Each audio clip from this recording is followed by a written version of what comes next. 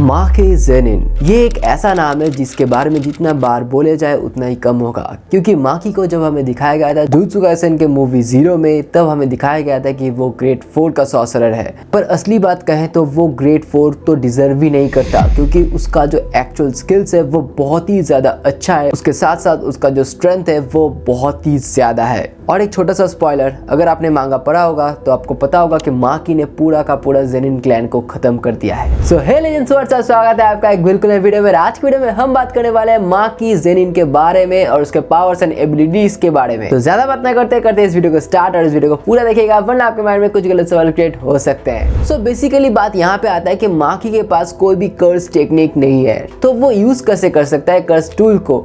मतलब वो जो यूज़ करता है उसके पीछे भी एक राज है। मतलब वो जो टूल्स को यूज़ करता है वो एक्चुअली कर्स टूल्स होते हैं, जिसके अंदर थोड़े से बहुत कर्स इनबिल्ट रहते हैं, जिसकी वजह से वो उस टूल्स की मदद से अपने ओपोनेंट को हरा सकता है। लेकिन बात यहाँ पे ख़त्म नहीं होता। माकी ज़ेनिन एक ऐसा कैरेक्टर है जिसके पास इमेंस पावर है। मतलब आपने तोजी को तो देखा ही होगा, तोजी के पास भी कोई भी कर्स नहीं था, उसके पास किसी तरह का कर्स नहीं था। और हमें ये भी दिखाया गया था कि तोजी कितना ज़्यादा पावरफुल है। तो माकी भी दरअसल तोजी की तरह ही होता है, उसके पास भी कोई भी कर्स टेक्निक नहीं होता, फिर भी उसके पास एक इमेंस पावर रहता है। So number 10, overall skill level. तो जैसा कि मैंने पहले बताया, जुजुत्सु काइसेन 0 में हमने देखा कि माकी ग्रेड 4 का सॉर्सरर है, जो उसके एक्चुअल स्ट्रेंथ को बिल्कुल भी रिप्रेजेंट नहीं करता। माकी एक नॉन सॉर्सरर था बर्थ के टाइम, बट उसके पास था ट्रिमेंडस फिजिकल एबिलिटीज, जो कि उसको मिला था हेवनली रिस्ट्रिक्शन से in exchange of low amount of curse energy.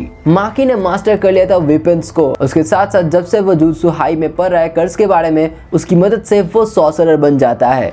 शुरुआत के टाइम गोजो और मेई ने सिर्फ कहा था कि माकी को ग्रेड 2 का सॉर्सरर बनना चाहिए, क्योंकि वो सेकंड ग्रेड स्टूडेंट होने के बाद भी उसने कुछ ऐसा काम किया है जो कि बहुत ही अनबिलीवेबल है। और हमने ऐसा भी देखा है कि माकी ने ग्रेड 2 के कर्स को बहुत ही आसानी से हरा दिया था, जो कि ये रिप्रेजेंट करता है कि वो कितना ज़्यादा ताकतवर है। पर फिर भी माकी को बहुत ही ज़्यादा अंडर एस्टिमेट किया जाता है उसके ओपोनेंट के द्वारा, और बहुत सारे फैंस ने भी उसको अंडर एस्टिमेट किया है। और अगर मैं इसके बारे में और डीपली बात करूं तो माकी ने 2018 में गुडविल इवेंट में भी अपने आप को प्रूव किया था कि वो कितना ज़्यादा स्ट्रांग है। उसके साथ साथ उसने डेगोन के सामने भी बहुत ही ज़्यादा अच्छा फाइट किया, और उसके डोमेन के अंदर जाके उसने फाइट किया, और इससे हमें पता चलता है कि उसका पावर्स कैसा है। और एक बात, उसने मांगा में अपने फादर को भी हरा दिया था बहुत ही आसानी से। Number 9, master weapon specialist. हमने बहुत बार देखा है कि बहुत सारे लोग कर्स टूल्स को यूज़ करते हैं, लेकिन एक बात आप ध्यान में रखना कि माकी से ज़्यादा अच्छा कर्स टूल यूज़र और कोई भी नहीं है जुजुत्सु टेक हाई में। आप अगर जुजुत्सु काइसेन मूवी 0 में भी देख लो, जब यूता उसके सामने प्रेजेंट हुआ था, गोजो ने यूता को ट्रेनिंग के लिए भेजा था माकी के पास। मतलब यूता उतने ताकतवर कर्स यूज़र होने के बावजूद भी माकी के पास जाता है अपने कर्स टूल के ट्रेनिंग के लिए। मतलब आप समझ सकते हो माकी ने कितने अच्छे से मास्टर किया है कर्स टूल्स को। उसके साथ साथ हमने ये भी देखा था कि माकी ने कैसे मेगुमी को भी ट्रेन किया था एक्सचेंज इवेंट के दौरान। और इन सारे कर्स टूल्स को चलाने के साथ साथ उसने ये भी बताया था कि कैसे हम इस टूल्स को अच्छे से यूज़ कर पाते हैं, और उसके साथ साथ अपने हैंड टू हैंड कॉम्बैट्स में भी काम कर सकते हैं। मतलब आप फ्री हैंड में भी काम कर सकते हो, और उसके साथ साथ वेपन्स के साथ भी। वो जो एक्चुअल टेक्निक्स होते हैं, मतलब एकदम डिटेल में जाके उसने सबको समझाया था, स्पेशली यूता और मेगुमी को। हमें ये भी भूलना नहीं चाहिए कि माकी ने ही कहा था मेगुमी को कि वो कैसे अपने वेपन्स को हाइड करके रखता है, जहाँ से मेगुमी को भी आइडिया आया कि वो अपने शैडोज में वेपन्स को स्टोर कर सकता है, और जब चाहे उसको यूज़ भी कर सकता है। और उसके बाद गुडविल इवेंट में मेगुमी भी शॉक हो गया था जब माकी ने खुद के स्पीयर को तोड़ के छोटा बना लिया था, ताकि वो छोटे डिस्टेंस में कवर कर सके।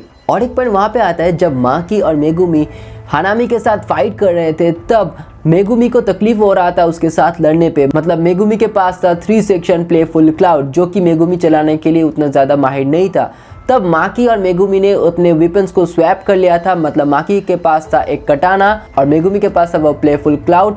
और उस बैटल में हमने बहुत बार देखा है कि माकी और मेगुमी ने एक साथ अपने वेपन्स को बहुत बार एक्सचेंज किया था, ताकि वो हानामी को चकमा दे सके। Number 8, master hand to hand combat. Maki ने अपने आप को बहुत ही अच्छे से ट्रेन किया है हैंड टू हैंड कॉम्बैट में, और उसके साथ साथ उसने हर एक अलग अलग फॉर्मेट के हैंड टू हैंड कॉम्बैट्स को सीख के रखा था। पर हमने जब भी माकी को देखा है उसके पास एक कोई ना कोई कर्स टूल तो रहता ही है। इसकी वजह से उसने क्या किया, वो अपने हाथ और पैर दोनों को एक साथ इस्तेमाल करता है अपने ओपोनेंट को हराने के लिए। Number 7, high tactical intellect. तो माकी जेनिन क्लैन से है और जेनिन क्लैन एक बहुत ही पावरफुल और हाईली इंटेलेक्ट पीपल से भरे पड़े हैं, इसलिए माकी अपने बचपन से बहुत कुछ जानता है कर्सेस और जुजुत्सु वर्ल्ड के बारे में। माकी की फिजिकल एबिलिटीज तो बहुत ही ज्यादा अच्छे हैं, लेकिन उसके साथ साथ माकी का जो दिमाग है वो बहुत ही अच्छा है और वो अपनी इस खूबी को बहुत ही बखूबी से निभाती है। माकी एज ए लीडर बहुत ही ज्यादा अच्छा है और वो अपने टीम को बहुत बार लीड कर चुका है। मतलब अगर सीधी बात कहे पांडा और इनुमाकी को। उसके साथ साथ अगर मैं 2 और एग्जाम्पल की बात करूं, गुडविल इवेंट में लीडिंग स्ट्रेटेजी भी माकी ने ही दिया था और उसके साथ साथ एक्शन इवेंट में क्योटो टीम के फॉर्मेशन भी उसने ठीक किया था। और हम ये बात भूल नहीं सकते कि माकी ने कैसे यूजी को इस्तेमाल किया तोदो को और बाकी सब लोगों को अलग अलग रखने के लिए। उन लोगों को अलग अलग रखा ताकि एक एक को वो चुन चुन के मार सके और वो इवेंट वो जीत पाए। एक और इवेंट आता है जहाँ पे माकी ने अपना दिमाग लगाया, मतलब शिबुया आर्क इंसिडेंट में, जहाँ पे नोबारा को और अकारी को उसने बोला था कि अपने बैरियर को हटाने के लिए ताकि वो इजिची को रेस्क्यू कर सके। इसके बाद भी ऐसे बहुत सारे मोमेंट्स आते हैं मांगा में जहाँ पे माकी अपनी इंटेलेक्चुअल पावर्स की वजह से वो बैटल जीत पाता है। Number 6, immense strength. मैं पहले भी बहुत बार बोल चुका हूँ कि माकी के पास बहुत ज्यादा स्ट्रेंथ है एक नॉर्मल ह्यूमन से। आपको शायद याद होगा कि माकी ने तोदो को भी नॉकड आउट कर दिया था एक बेसबॉल से। उसके साथ साथ उसके थाई में एक बड़ा सा पोल आर्म भी तोड़ चुका है वो, जो कि एक आम इंसान कभी भी नहीं कर सकता।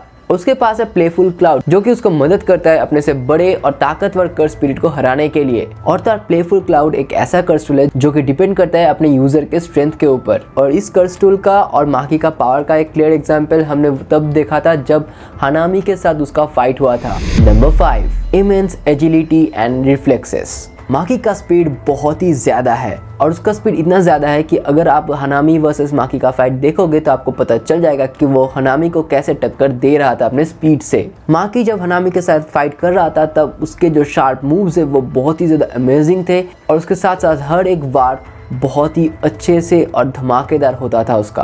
और एक बात मैं बता दूं, माई के साथ जब उसका फाइट हुआ था तब उसके जो बुलेट्स थे उन बुलेट्स को माकी ने बहुत ही अच्छे से और बहुत ही एकदम सिंपल तरीके से डॉज भी कर दिया था। मतलब एक बुलेट को डॉज करना उतना आसान नहीं होता और वो भी एक ऐसे इंसान के पास जिसके पास कोई भी कर्स टेक्निक नहीं है। और इसके साथ साथ हमने ये भी देखा था कि माकी ने कैसे अपने कटाना से माई का जो बुलेट है उसको एकदम बीच में से काट के रख दिया था। एक और पॉइंट यहाँ आता है जब माकी अपने स्पीड को फ्लेक्स करते हुए एक बुलेट को रोक देता है और वो भी एक फायर किया हुआ बुलेट, जो कि एक क्लियर प्रूफ है कि उसका रिफ्लेक्स और उसका स्पीड कितना ज्यादा अच्छा है। एक छोटा सा स्पॉइलर मैं देना चाहूंगा, अगर आप स्किप करना चाहते हो तो स्किप कर सकते हो। तो माकी के पास इतना ज्यादा स्पीड है कि उसने नावा के प्रोजेक्शन सॉर्सरी को भी टक्कर दे दिया था, मतलब उसको सरपास कर गया था और एक सुपरसोनिक स्पीड की रफ्तार से वो मूव कर रहा था। और ठीक से देखा जाए तो उसने शायद ब्रेक भी कर लिया था। और इसी से रिलेटेड अगर आपको नवा के बारे में पता नहीं है तो नवा एक कर्स है जो कि 3 टाइम्स फास्टर है स्पीड ऑफ लाइट से। मतलब आप समझ ही सकते हो कि माकी का स्पीड कितना ज्यादा है।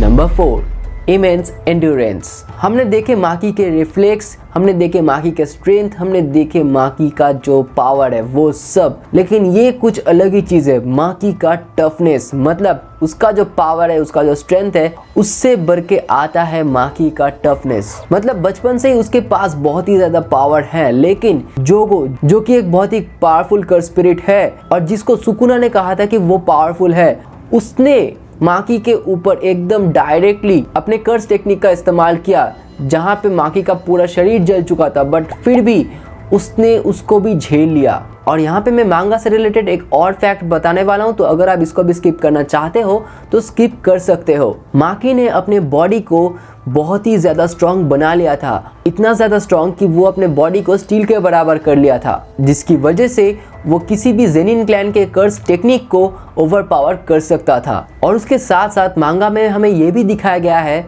माकी ने एक डायरेक्ट हिट को संभाला था, जो कि और कुछ नहीं, वो था Chojuro's giant stone hand smashing technique. उसको झेलने के बाद माकी कुछ देर तो चुप था, बट कुछ देर बाद वो फिर से वापस आ गया था। तो ये थे माकी के कुछ अपने खुद के पावर्स और एबिलिटीज। बट अब मैं जो बात करने वाला हूँ वो माकी के पावर्स और एबिलिटीज तो नहीं है, लेकिन उसके वजह से माकी के पावर्स और एबिलिटीज बहुत ही ज़्यादा बढ़ जाते हैं।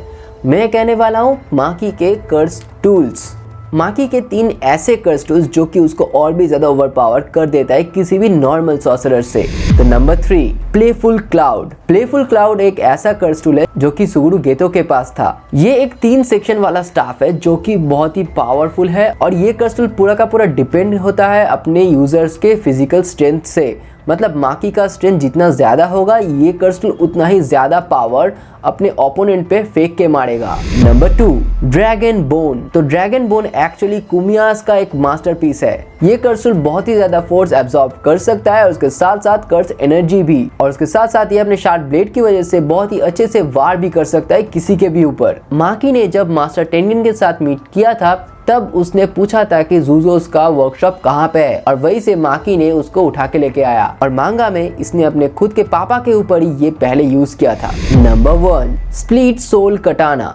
ये स्वॉर्ड एक्चुअली माई के पास था जो कि उसने छोड़ के गया था माकी के लिए, और ऐसा बोला जाता है कि माकी के पास सिर्फ यही एक स्वॉर्ड है जो कि उसको अपने बहन के साथ कनेक्ट में रखता है, और इस स्वॉर्ड का एबिलिटी ये है कि ये किसी भी फिजिकल रेजिस्टेंस को बाईपास कर सकता है और इसके साथ साथ ये किसी भी टारगेट के सोल को बीच में से काट भी सकता है। सो गाइस आज की वीडियो बस इतना ही, और तो मैंने स्पॉयलर्स के नाम पे आप लोगों को सिर्फ कुछ ही फैक्ट्स बताए हैं। मतलब इसके अलावा भी और भी बहुत सारे ऐसे पॉइंट्स हैं माकी ज़ेनिन के बारे में जो कि अनरिवील्ड है, और इसके ऊपर भी मैं एक डिटेल वीडियो बनाऊंगा कि माकी ज़ेनिन मांगा में कैसा है और उसका पावर्स कितनी लेवल तक है और उसने क्या क्या कांड किया है, वो सब कुछ मैं एक डिटेल वीडियो में बना के दूंगा। तो अगर आपको ये वीडियो अच्छा लगता है तो लाइक कर देना और तो कमेंट करके बताना अपने अपने रिव्यूज, और इस वीडियो से रिलेटेड कुछ भी अगर मैंने मिस आउट कर दिया है तो वो भी आप कमेंट में बता सकते हो। And lastly please subscribe to our channel क्योंकि इससे मुझे बहुत ज़्यादा मदद होगा। सो मिलते हैं किसी दूसरे वीडियो में, तब तक लाइन में देखते रहिए और चिल करते रहिए। सो टाटा, सी यू लेटर।